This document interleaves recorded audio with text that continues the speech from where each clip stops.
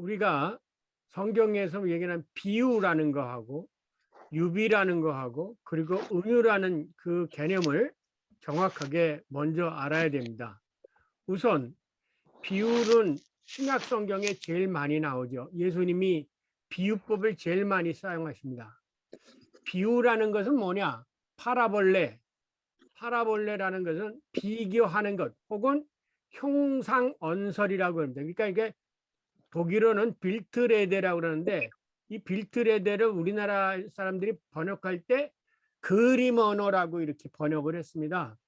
근데 이제 이 그림 언어가 맞는지 어떤 형상을 말로 표현하는 거기 때문에 그래서 이거는 뭐 공통어가 없습니다. 그래서 어떤 그림 언어라고 할 것이에요. 그림 언어를 얘기하는 게 비유인데 이것은 뭐냐면 한 가지 사실이나 내용, 예를 들면 하나님의 나라를 그 내용을 중심으로 그 하나님의 나라가 어떤 것이다 라고 하는 그 내용을 중심으로 내용을 다른 이야기 혹은 다른 형상 혹은 다른 사물로 묘사하는 것이 바로 비유입니다. 그래서 신약 성경의 마가복음은 13번의 비유 기사가 있습니다. 비유로 말씀하십니다. 누가복음에는 18번의 비유가 나옵니다. 굉장히 예수님께서 특히 이 하나님의 나라에 대한 비유, 예를 들면 이스라엘 사람들이 하나님의 말씀을 듣지 않을 때 피리를 불어도 어린아이들이 춤추지 않는다. 어린아이가 장터에서 피리를 부르는데 어린아이들이 춤을 안 춘다. 이런 식으로 하나님의 말씀을 이스라엘 민족이 경청하지 않는 것을 그렇게 말씀하신 비유로 말씀하신 주로 예수님께서 하나님의 나라를 설명하실 때 이 비유를 많이 사용하셨습니다. 따라서 비유란 하나의 것을 어떤 A라는 것을 그 내용을 중심으로 여기 중요한 게 그 내용을 중심으로 다른 것으로 설명하는 수사법이 바로 비유입니다.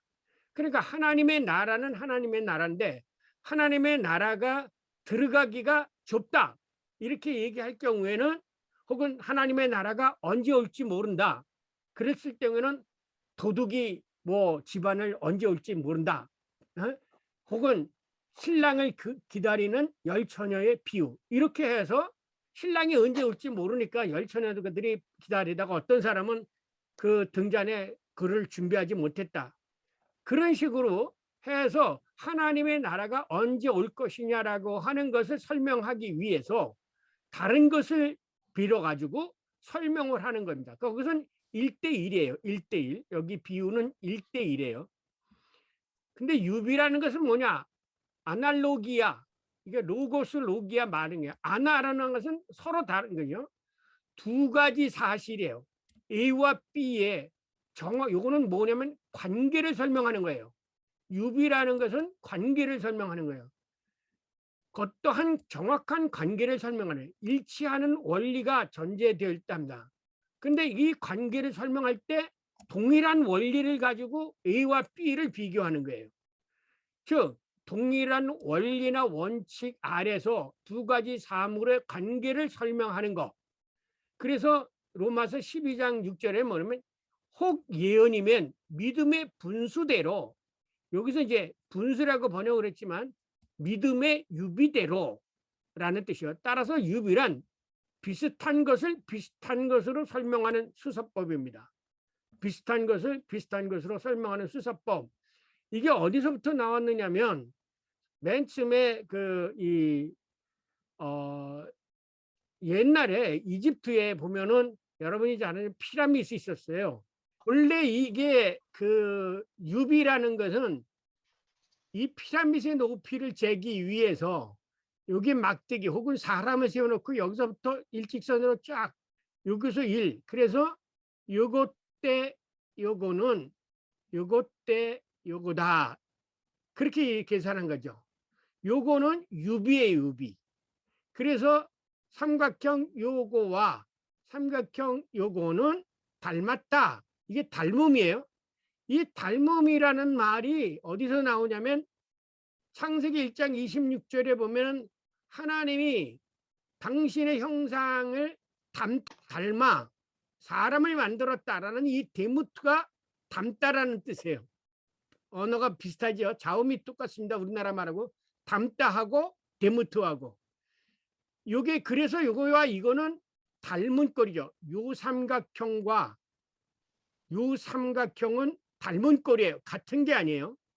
근데 요거는 길이도 같고 또 각도 같으면 이거는 뭐냐면 합동이에요. 합동. 수학에서 기하학에서 위클리드 기하학에서 요거는 합동이라고 생각해요.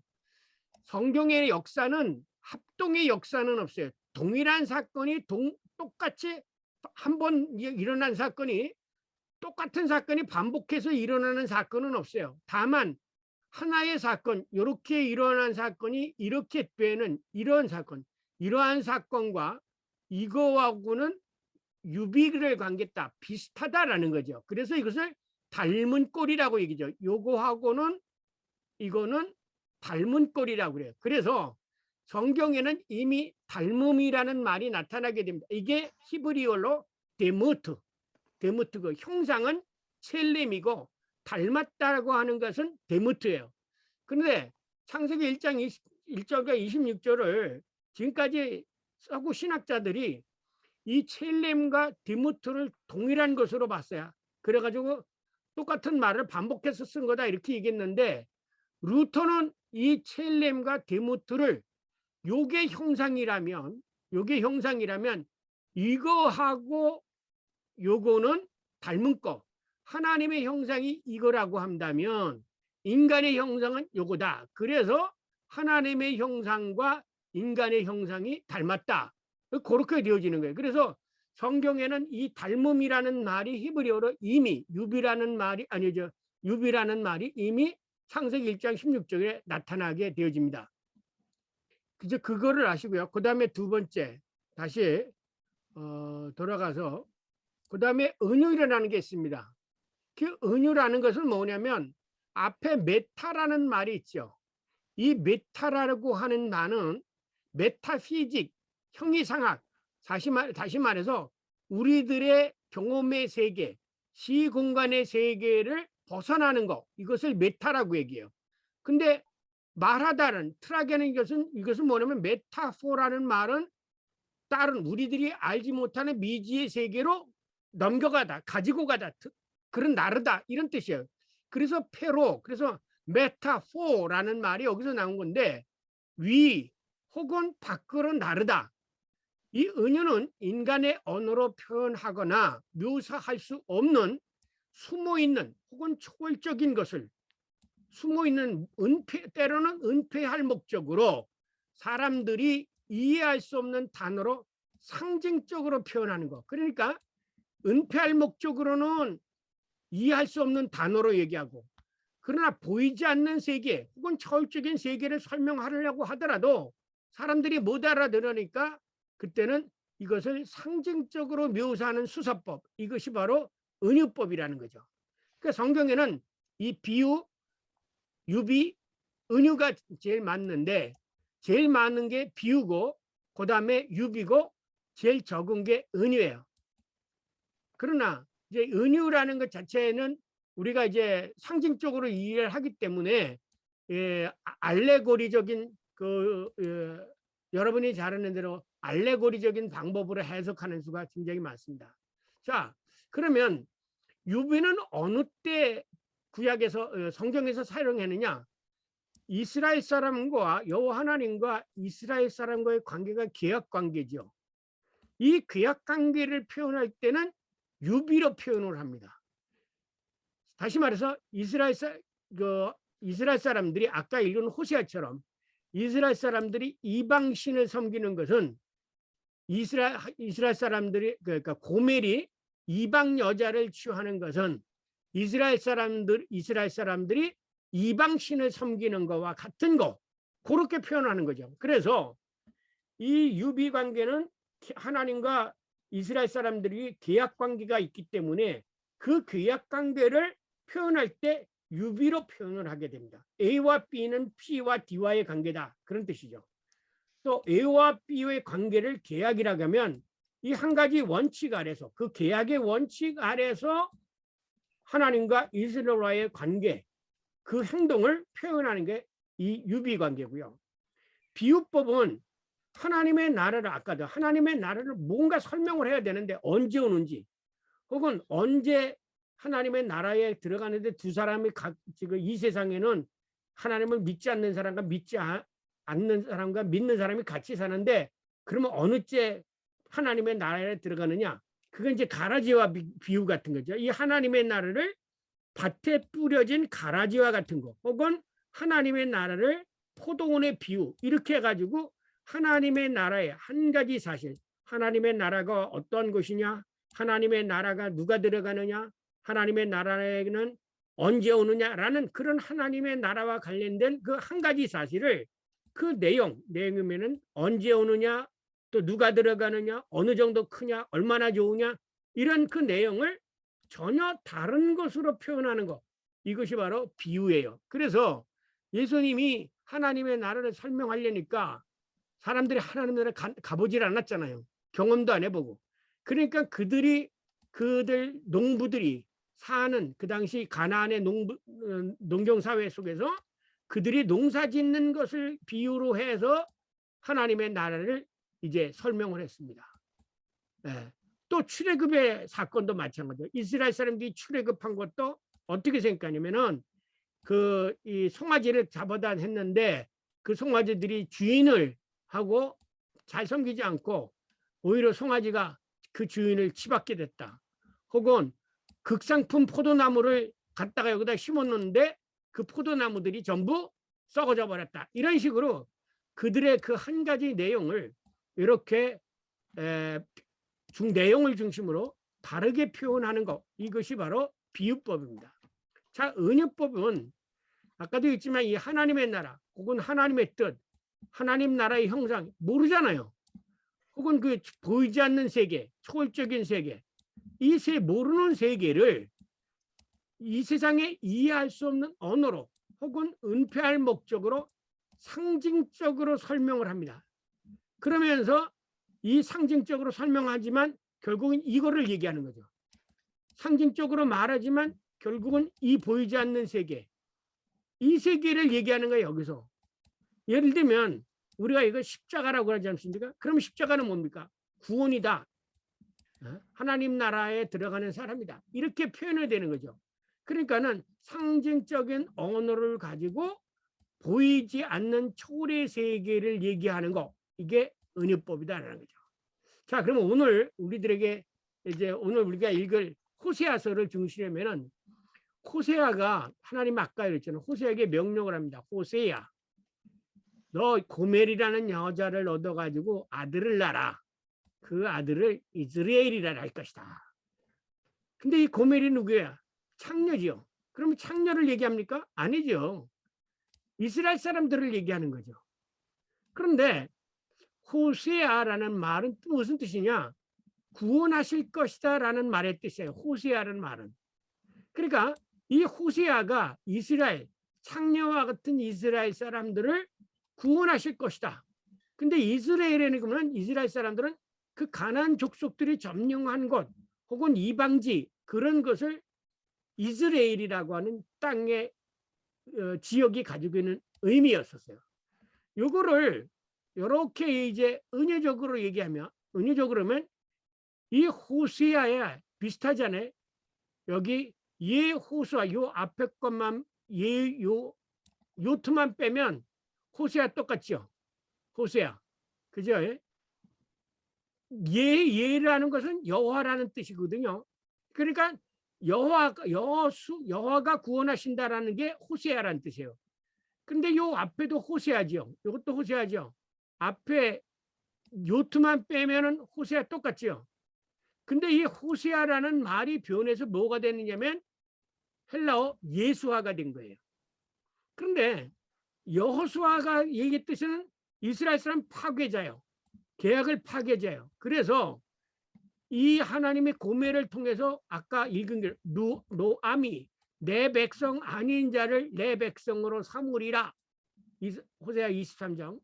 그래서 예수는 와서 유대인뿐만 아니라 이 고멜과 같은 유대인, 그 다음에 이스라엘 사람들이 창녀와 같이 여기는 이방인, 그리고 죄인, 이방 비유대인, 이 모든 사람을 하나님께서 구원하시겠다라는 것이 이 호세아가 고멜 창녀 이스라엘을 아내로 맞이해서 이스라엘을 낳는 그 기사가 멀리는 예수께서 유대인과 이방인 그리고 모든 백성을 구원하는 사건을 은유적으로 표현한다. 그래서 여기 온 인류의 구원자이신 하나님이 고멜 계약 파기자 이스라엘과 이스라엘 이방 사람들을 구원하시는 하나님이다. 그래서 이 호세아서가 단순하게 지금까지는 그 무슨 약속과 예언의 성취로서만 이렇게 했는데 이해왔는데, 오늘 이 수사법에 의해서 이해를 할 것 같으면 이 호세아서에 나오는 이 고멜과 결혼하라는 얘기도 결국은 내용상으로는 예수 그리스도를 통해서 모든 사람들을 구원하는 복음이라는 거죠. 이게 복음이에요. 그래서 루터는 구약은 무조건 율법이고 신약은 전부 복음이다 이러고 얘기했는데 아니죠. 구약 속에도 이러한 복음의 내용들이 담겨져 있다는 거예요. 이것을 이해할 수 있는 방법이 뭐냐? 이게 유비라는 거예요. 유비, 비유, 그 다음에 은유. 이 세 가지 수사법을 동원하면 이 호세아의 얘기 속에서 예수 그리스도를 통한 구원의 역사를 읽어낼 수가 있다는 겁니다. 아시겠어요? 그래서 예수님 뭐라고 했습니까? 구약이 바로 곧 나에게 대해서 얘기한 것이라. 요한복음 5장 39절에 너희가 성경에서 생명을 얻는 줄 알고 상고하거니와 이 성경이 곧 나에게 대해서 얘기한 것이다. 그것은 뭐냐면은 이 예수님의 구약 속에도 신약에 나타나는 이 복음의 의미들이 담겨져 있다라는 겁니다. 이것을 수사법으로 이해하지 않으면은 전혀 이해를 할 수가 없습니다. 이 그림을 머릿속에 두시고 책을 읽으면 그냥 이해할 수 있습니다. 호세아는 여호와 하나님으로부터 너는 가서 음란한 여자를 맞이하여 음란한 자식들을 낳으라는 명령을 받는다. 이렇게 명령하시게 된 이유를 이 나라가 여호와를 떠나 크게 음란해졌기 때문이라고 설명한다. 그와 결혼하여 아들을 낳는다. 그 아들의 이름은 이스르엘이라고 부른다. 왜 여호와 하나님은 예언자 호세아에게 음란한 여자를 맞이하여 음란한 자식을 낳으라고 말씀하시는가? 어떤 학자는 고멜을 성전에서 창녀 노릇을 하는 여자였을 것이라고 해석한다. 정말 여호와 하나님이 대언자 호세아에게 디블라임의 딸 고멜과 결혼하여 음란한 아들을 낳기를 원하셨던가? 결코 그렇지 않다. 다른 의미로 쓰였을 것이 분명하다. 왜냐하면 호세아서는 이 나라가 여호와를 떠나 크게 음란함이니라를 첨부하고 있기 때문이다. 우리는 고멜을 여호와 하나님과의 계약을 파기한 이스라엘 백성에 대한 상징적 혹은 은유적 표현으로 이해해야 한다. 왜냐하면 여호와께서 내게 이르시되 이스라엘 자손이 다른 신을 섬기고 건포도 과자를 즐길지라도 여호와가 그들을 사랑하나니 너는 또 가서 타인의 사랑을 받아 음녀가 된 그 여자를 사랑하라 하시기로 내가 은 15개와 보리 한 호멜 반으로 나를 위하여 그를 사고 그에게 이르기를 너는 많은 날 동안 나와 함께 지내고 음행하지 말며 다른 남자를 따르지 말라. 나도 내게 그리하리라 하였노라. 자, 잠깐만요.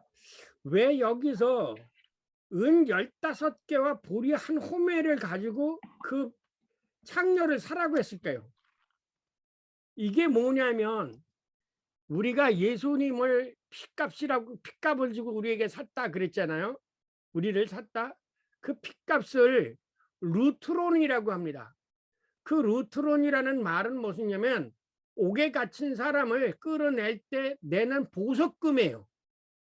마찬가지로 이 고멜을 다시 사오기 위해서 그 고멜을 그 음탕한 죄에서 그 여자를 끄집어내기 위해서 남의 부인이 된 그 고멜을 사기 위해서 이 은 15개와 보리 한 헤멜을 주고 가서 호세아가 그걸 사옵니다. 예. 호세아가 누굽니까? 아까 여호수아가 뭡니까? 예수죠. 그 뜻이 예수님이 자기의 피값으로 우리의 죄값을 주고 우리를 사셨듯이 이 호세아가 이 은 15성과 보리 한 매를 가지고 창녀, 죄인 그 고매를 다시 사옵니다. 여기서 그 루트론이라는 개념이 그 아날로기 시적으로 나타나게 되어지는 것입니다. 자, 그 다음 계속해서. 이상 살펴본 바에 근거해 볼 때 음란한 여인 고멜은 단지 음란한 여자를 가리키는 것이 아니라 여호와 하나님을 버리고 이방신을 섬긴 이스라엘 백성을 상징하는 것으로 이해하는 것이 마땅하다. 즉 여호와 하나님과 이방신을 섬기는 이스라엘 백성의 관계를 호세아와 음란한 여자의 관계로 유비적으로 묘사한 것이다. 왜냐하면 구약 성경의 계약 전승에 의하면 쌍방의 계약 관계를 때로는 결혼으로 유비적으로 묘사하는 것이 히브리 사람들의 수사법이었기 때문이다. 네. 왜냐하면 1장에서 결혼에 대한 이야기는 결혼 자체에 있는 것이 아니라 로루하마, 긍휼히 여김을 받지 못하는 자, 로암미, 내 백성이 아니다 라는 자녀들의 이름이 나오는 것으로 미뤄보아 여호와 하나님과 성적 문란으로 묘사된 이스라엘 백성 사이에 맺은 계약의 파괴에 따른 징벌과 동시에 구원을 선언하는 것이기 때문이다. 그들이 산 꼭대기에서 제사를 드리며 이러므로 너희 딸들은 음행하며 너희 며느리들은 간음을 행하는도다. 남자들도 창기와 함께 나가며 음부와 함께 희생을 드림이니라. 깨닫지 못하는 백성은 망하리라. 그들이 여호와께 정절을 지키지 아니하고 사생아를 낳았다. 예. 이렇게 이제 그 부부 관계 중에 아내가 음란하고 또 남자들이 그 음부를 좋아하고 하는 이런 것을 뭐에 대한 거냐면 이스라엘 백성들이 하나님과 맺은 계약을 파기하고 이방신을 섬기는 것을 이렇게 적나라하게 표현을 한 거죠. 예. 왜냐? 이 부부 관계에서 그 부인이 바람을 피거나 남편이 바람을 피는 것처럼 계약이 파괴했다는 거죠. 하나님과 이스라엘 민족이 그 맺은 계약을 이스라엘 사람이 파괴를 했다는 거죠. 계속해서. 왜냐하면 히브리 전승에 의하면 우상 숭배는 성적 음란 행위로 은유적으로 묘사되었기 때문이다. 내가 너의 간음과 사악한 소리와 들의 작은 산후에서 네가 행한 음란과 음행과 가증한 것을 보아노라. 화있을진저 예루살렘이여 네가 얼마나 오랜 후에야 정결하게 되겠느냐 하시니라. 네. 그 당시 그리고 북이스라엘 네. 베델 성전에서는 성전 매음 행위가 공공연하게 이루어지고 있었다. 그래서 신들의 성행위를 자극하기 위하여 인간이 이 땅에서 남녀가 성결을 하면 남신과 여신도 성행위를 하여 땅을 풍족히 적시는 비를 내려줄 것이라고 생각하였던 것이다. 그래서 성전 매음 행위가 공공연하게 자행되었다. 결론적으로 고멜은 아주 음란한 이스라엘 백성들의 죄의 행위를 묘사하는 은유적 상징어라고 이해할 수 있다. 그렇다면 왜 성경은 이스라엘을 음란한 여인 고멜로 표징하고 있는 것인가? 여기서 우리는 히브리인의 수사법인 유비를 발견한다. 아리스토텔레스는 유비를 1차적인 것과 2차적인 것이 맺고 있는 관계 규정으로 사용하고 있다. 즉 두 개의 서로 다른 관계 사이에 있는 동등성 혹은 유사성을 언급할 때 유비란 말을 사용하였다. 그래서 이 유비가 있죠. B의 유비. B의 유비는 A 대 B는 C 대 D와 이건 B의 유비예요. 그 다음에 요거요. 12대 4는 4대 1. 맞추렴. 이거 중학교 때 요즘 초등학교 때 배우나요? 12대들은 4는 4대 1. 그 다음에 요거는 왜? 차의 유비죠. 요거의 차하고 요거의 차는 똑같다. 요거는 배분의 유비죠. 12분의 4는 3분의 1이고 요거는 또 뭡니까? 네. 요거는 여기서부터 요거는 바뀔 수 있다는 거죠. 자, 4가 6이 6이 3이에요. 여기에서 이렇게 해서 이 B라는 것은 유비가 있으면 6에서 4를 빼는 거나 4에서 2를 빼는 똑같아. 이건 차의 유비고 요거는 나눔의 유비, 이거는 더함의 유비. 그래서 전자의 관계와 후자의 관계가 서로 유비 관계에 있다. 이것을 가르쳐서 관계의 유비라고 말합니다. 관계 유비. 이 관계에 대한 유비를 신학에 적용한 사람이 누구죠? 이게 보너퍼예요. 관계 유비가 아니라 신앙의 유비를 말하는 사람. 이건 칼 바르트고, 존재의 유비, 존재 유비, 존재 유비라는 건 뭐야? 폴 틸릭이나 그런 사람들이 얘기나 혹은 토마스 아퀴나스가 얘기하는 거, 이것은 존재 유비죠. 그래서 신학에서는 이 유비라는 말을 많이 쓰는데, 이 관계 유비, 보네포는 관계 유비가 있다. 이스라엘 민족과 여호와 하나님과의 관계 유비. 그 다음에 보네포가 주장했고, 틸릭이는 존재 유비. 하나님에게 있는 것이 인간에게 있고 인간에게 있는 것이 하나님에게 있다. 로마 캐도릭이나 신앙의 유비 바르트, 우리가 하나님을 아버지로 믿는 건 아버지를 내가 아들이 아버지를 믿는 거나 우리가 하나님을 아버지로 믿는 거나 똑같다. 신앙의 유비, 이런 식으로 이 유비를 설명을 해왔습니다. 그래서 지금까지는 이 유비를 신학적인 하나의 연구 방법, 해석의 방법으로 많은 사람들이 사용해 왔지요. 예.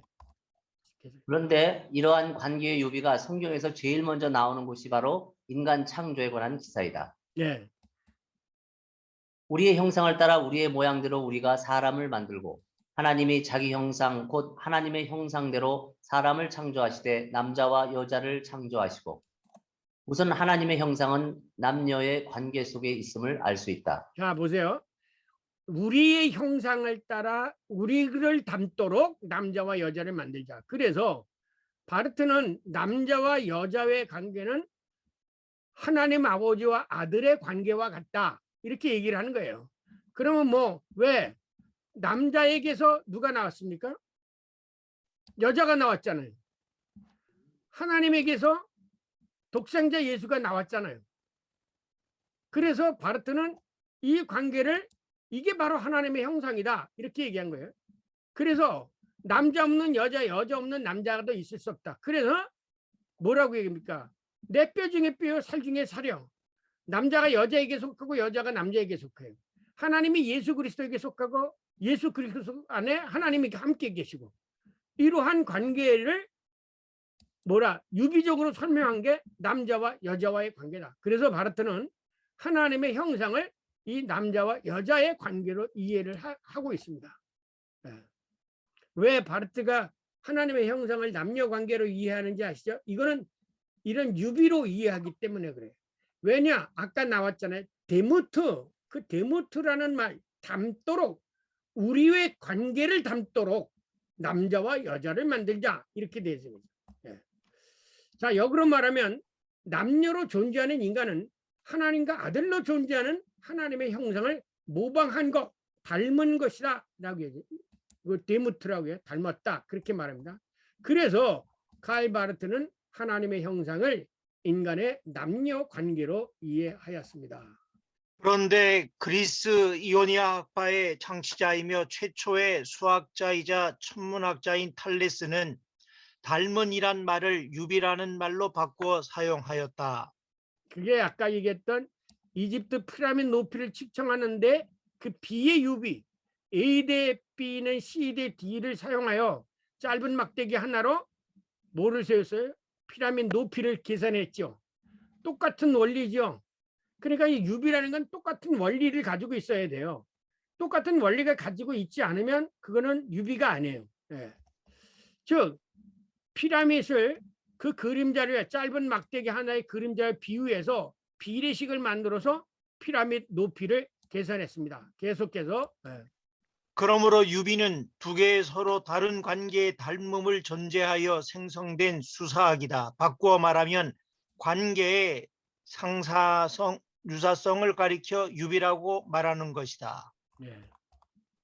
히브리적 수사학은 단지 유비로 끝나지 않는다. 구약 성경의 유비적 표현은 언제든지 은유적 의미를 담지하고 있다. 이러한 뜻은 눈의 아들 여호수아의 본명인 여호수아 곧 여호와께서 구원하신다라는 뜻에 상응한다.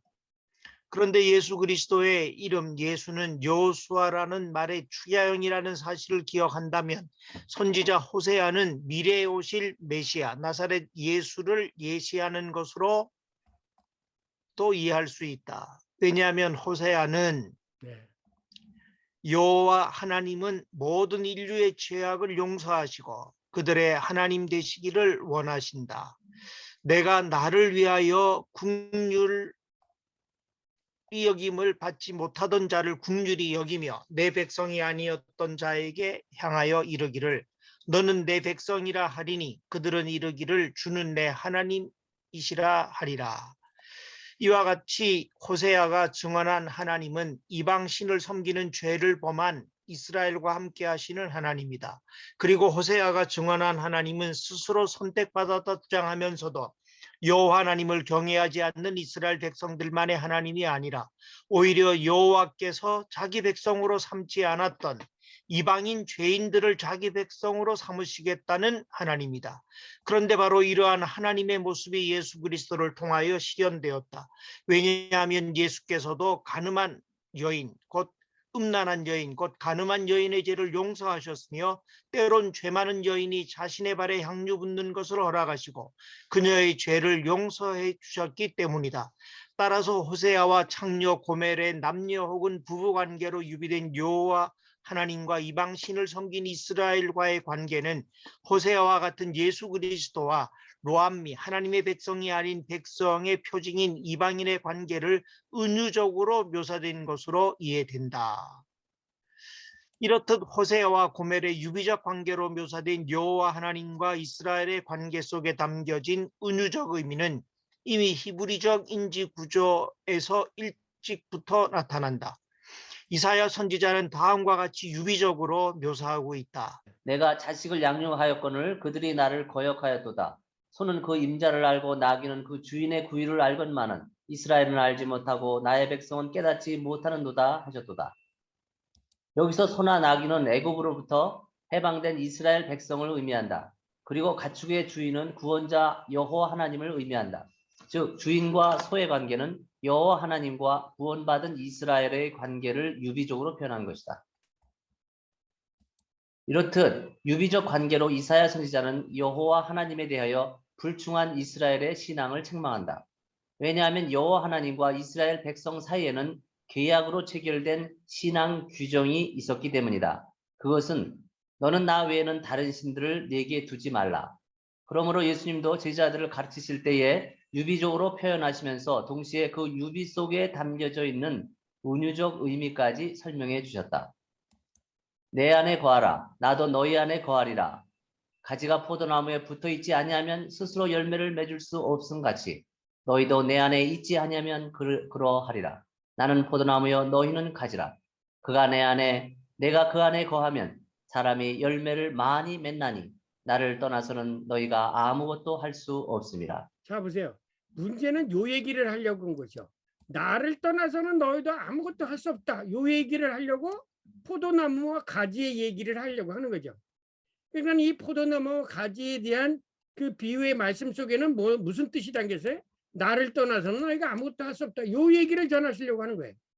그러니까 비유 속에 나타나는 모든 얘기들이 바로 이러한 의미를 가지고 있다는 겁니다. 자.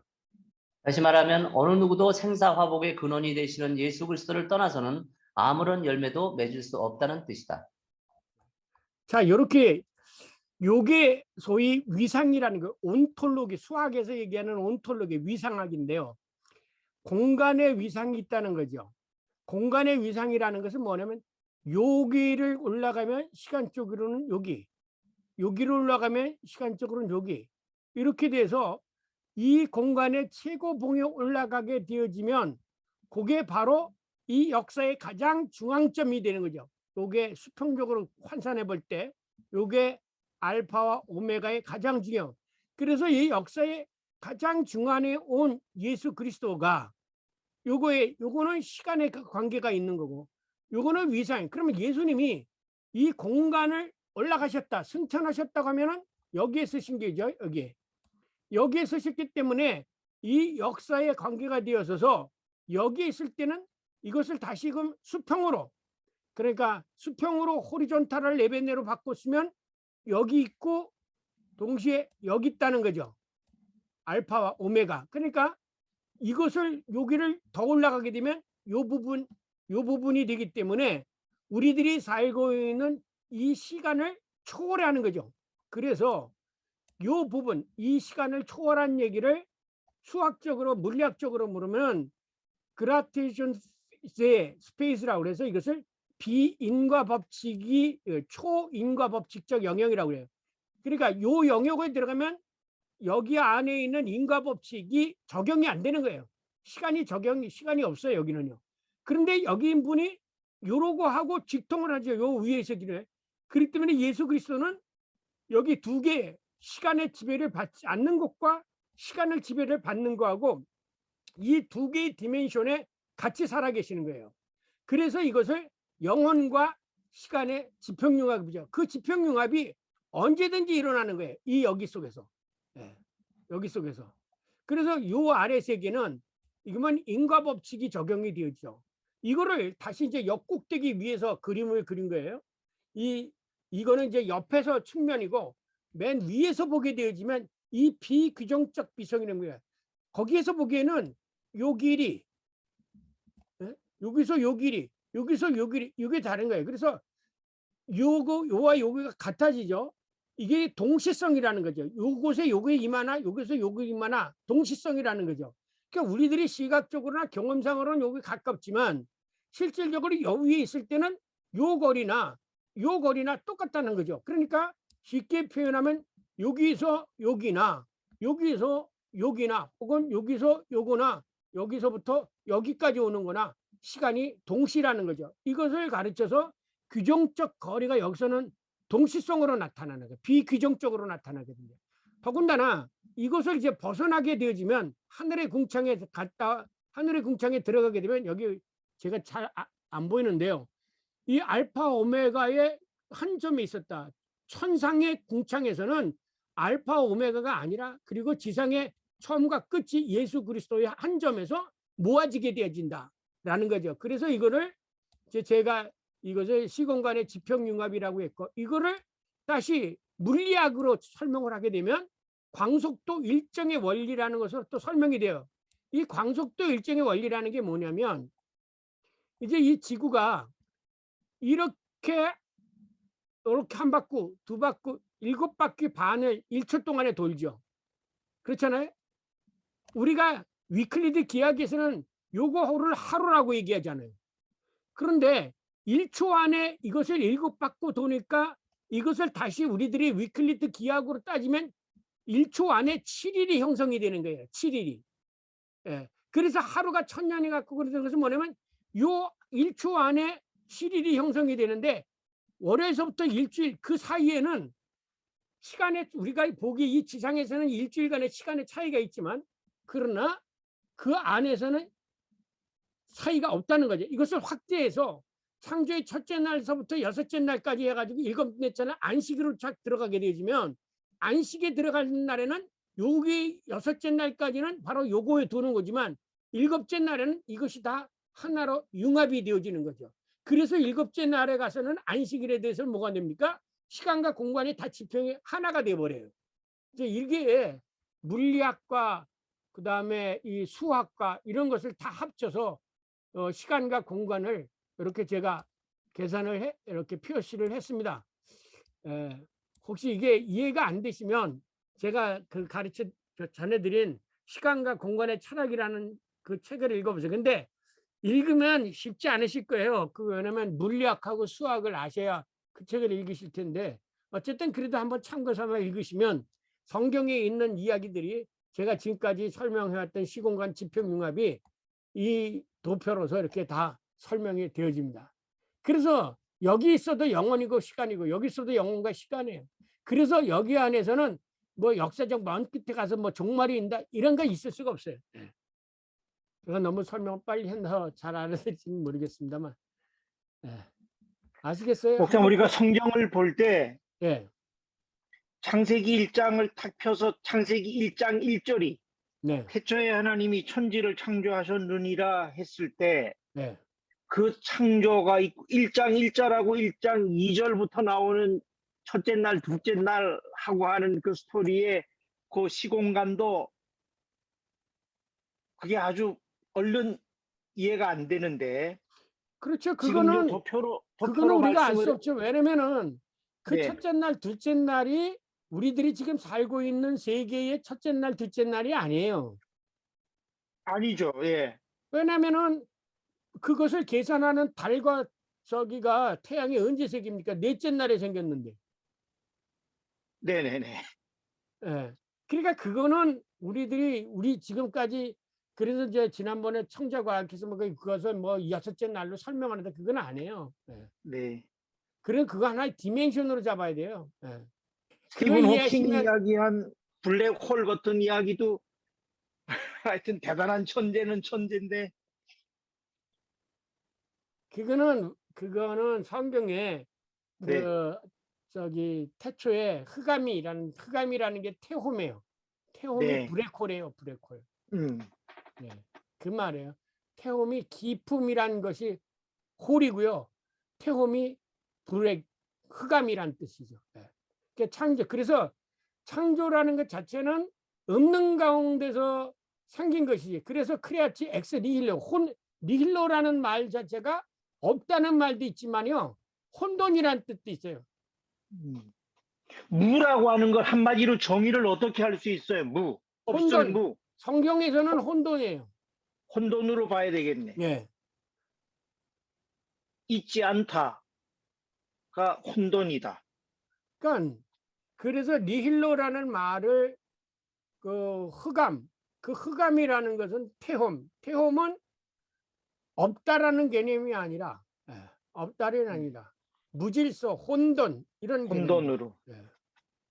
nothing이라고 하는 게 영어로 nothing. 아무것도 그것은 없다. 종교론적으로만 자꾸 해석을 하기 때문에 그런 거예요. 예. 예. 전에도 얘기했지만 하나님이 천지를 창조하시고 보기에 좋았더라 라는 이 좋다라는 말 자체가 가치적인 의미가 아니라 기능적인 의미라고 그랬죠. 네. 예를 들면 칼이 잘 들으면 잘 썰어져야죠. 나쁜 칼은 아무리 재료가 좋아도 안 쓸리잖아요. 좋은 칼은 잘 쓸리는 거예요. 그래서 하나님이 보기에 좋았다라는 뜻은 하나님이 창조하신 대로 제대로 작동했다 그런 뜻이지.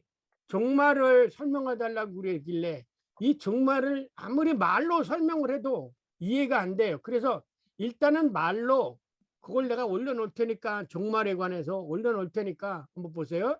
종말에 관해서 연구를 해놓고 이거를 말로 설명을 해도 못 알아들으실 것 같아서 그림으로 한번 설명을 해보자. 그래서 그림을 그린 게 바로 그거예요. 그러니까 그러다 보니까 매 순간이 처음이고 매 순간이 종말이라는 거예요. 그러니까 우리는 수평적 역사관 속에서 먼 훗날 종말이 있는다고 하는데 성경에서는 매 순간이 처음이고 매 순간이 종말이야. 그래서 매 순간이 알파 오메가예요. 네. 매 순간이. 왜냐하면 한 번 그 철학자 그랬잖아요. 우리는 두 번 다시 물에 들어갈 수가 없다.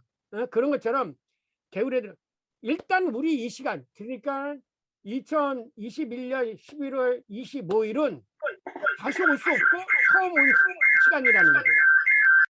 이거는 다시 올 수 있는 시간이 아니에요. 그래서 처음 온 시간이며 동시에 마지막 시간이에요. 매 순간 처음 오면서 마지막. 그러면 이렇게 생각해요. 내가 지금 이 세상을 떠났다. 그러면 나는 여기서 종말이 온 거예요. 그리고 표 목사님은 몇십 년 후에 갔다. 그러면 몇십 년 후에 처음이자 종말로 온 거예요. 그러니까 우리가 각자는 다 아까 도표를 보면 앞에 살았던 사람이나 뒤에 살았던 사람은 다 똑같이 위에 올라가면 하나의 점으로 맺혀지고 그 하나의 점은 종말로 이어지는 것처럼 그렇게 돼서 그런데 예수님이 그랬잖아요. 이게 언제 올지 모른다는 것은 매번 온다고 하는 볼 수도 있는 거예요. 그래서 성경에는 실현된 종말론도 있고 보는 사람에 따라서 역사적 종말론도 있고 변증법적 종말론도 있고 다르게 많은 종말론인데 그 종말론을 한마디로 요약하면 처음이자 마지막이다. 이 순간이 처음이자 마지막이에요. 내 인생에 있어서는 이것이 처음이자 마지막이에요. 오늘 여러분하고 강의하고 이게 선천강자의 처음이자 마지막에 더 이상 안 하지 않습니까? 이건 다시 돌아오지가 않습니다. 이거는 종말이에요. 다시 돌아오지 않는 거. 예. 이게 종말이에요. 다시 돌아갈 수도 없는 거. 이게 종말이라는 거죠. 매 순간 우리는 이 종말, 그래서 신앙인들은 종말론적으로 산다 그렇게 말합니다. 매 순간을 마지막 사는 것으로 생각하고 산다 이렇게 생각하죠. 예. 이게 그리스도인이에요. 종말론적으로 사는 거. 예. 뭐 미래 쌓아놓고 뭘 할 거라고 생각. 왜? 성경에는 내일 일은 우리는 모른다고 생각했어요. 그래서 예수님도 종말에 대해서 물을 때 그건 모른다. 아버지밖에 모른다. 그렇게 얘기합니다. 그러니까 당장 내일도 모르고 내일도 모른다. 지금 당장 이것이 나에서 확실한 종말이다는 거죠. 예.